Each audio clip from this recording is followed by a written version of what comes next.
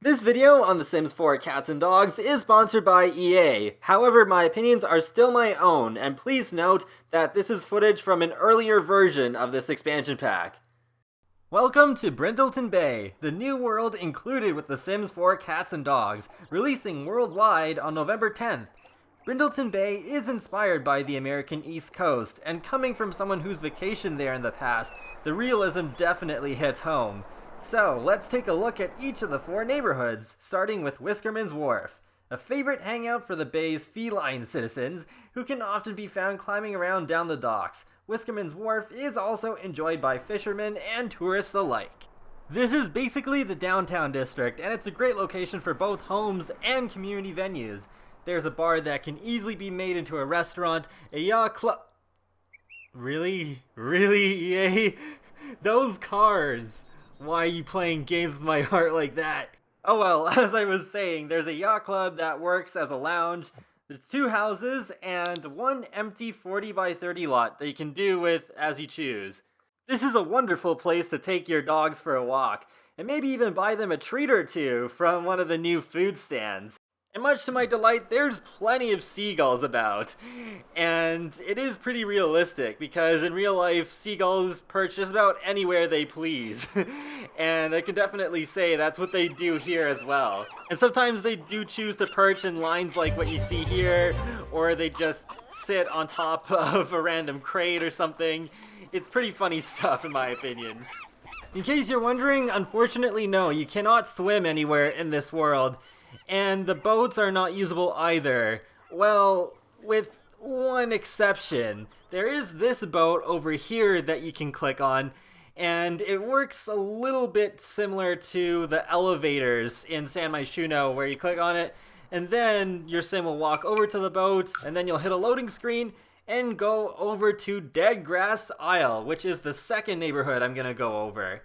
It was once the site of a mysterious shipwreck, but now it's home to the world-famous Brindleton Light, and the city's largest population of indigenous strays. Lately, however, there have been some rumors about strange visitors after sundown. This place is almost like Brindleton Bay's answer to the Bluffs from Get Together, but the single lot is a museum that you can change to whatever you want. That's not all there is though, as there's some good places to fish, as well as a creepy pet graveyard. Whoa! It's a bit unfortunate that this is not on a functional lot, because I know some of you really want graveyards back in the game, and hopefully that can still happen one day. And in case you're wondering, yes, pets do turn into ghosts once they die, although I did not see any ghost pets here.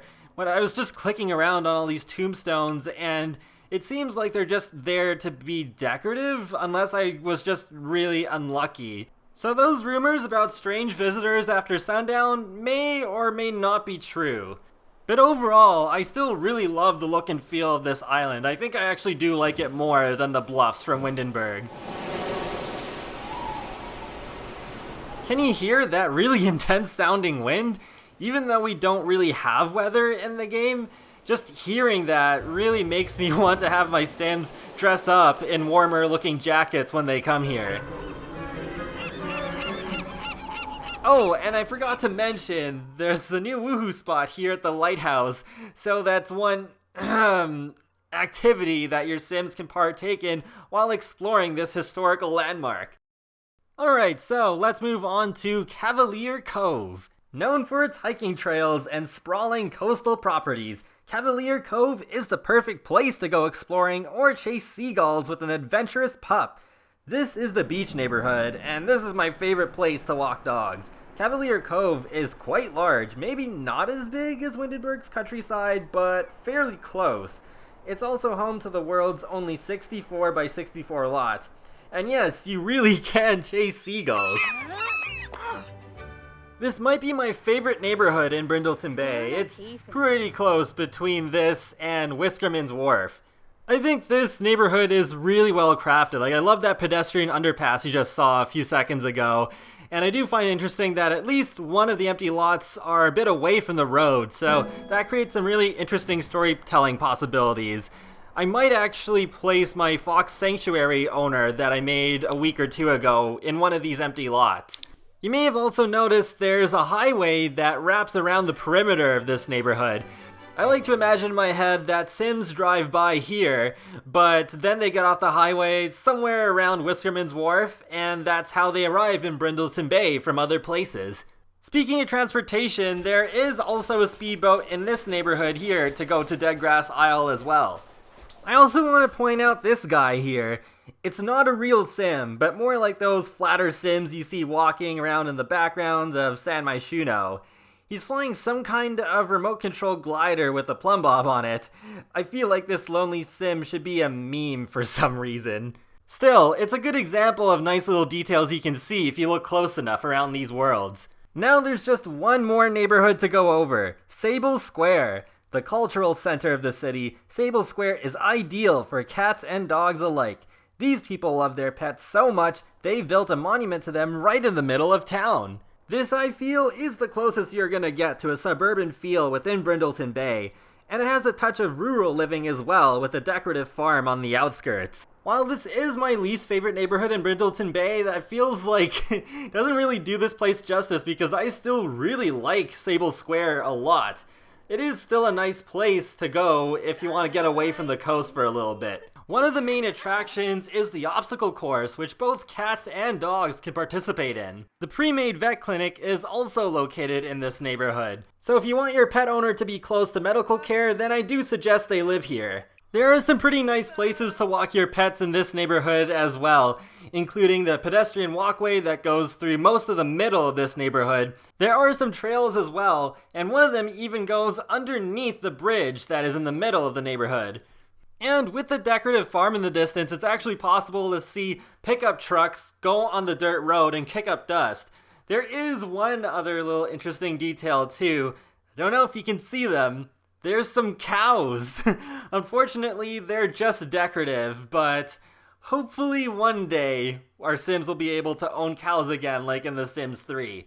So there's my overview of each individual neighborhood within Brindleton Bay, and what you're seeing here is just some quick footage thanks to Android Arcade showing the lot sizes. Yeah, I thought of showing the descriptions of the districts, but not covering over each individual lot. So, I think my only major critical point of this world is that there's not as many lots and neighborhoods as there are in Windenburg and San Myshuno. I also wish that this expansion pack focusing on cats and dogs had more than one 64 by 64 lot.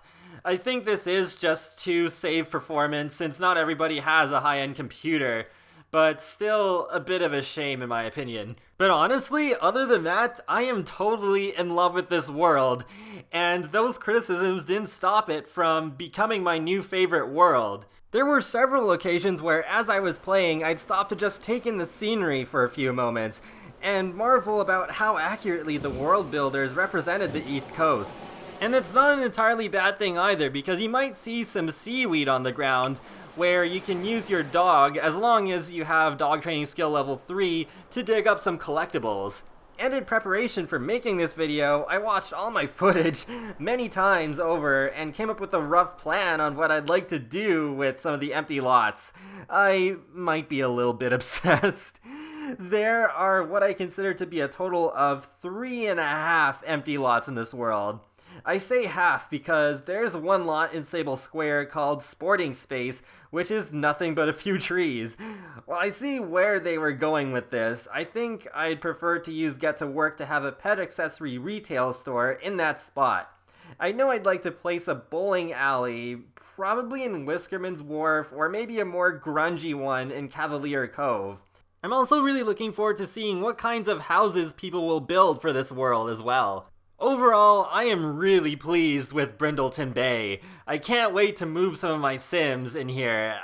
I can't wait to have this world in my game. The attention to detail in these worlds is just really impressive to me, and I really love how there's even a bit of continuity. For example, there's the same fishing company with the same sign that you can see in the Spice District of San Myshuno.